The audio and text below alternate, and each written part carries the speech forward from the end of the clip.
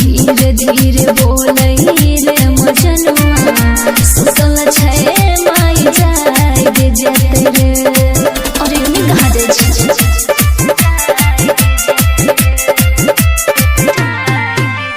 DJ Ranjan इसमें DJ Ranjan singing by Anil Yadav.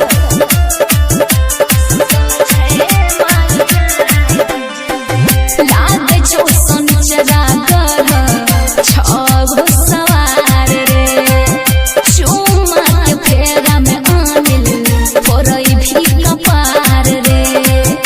अरे सुना हाँ हाँ लागे छो संचरा कर छगो सवार रे चुम्मा के फेरा में अंकित फोरई भी कपार रे।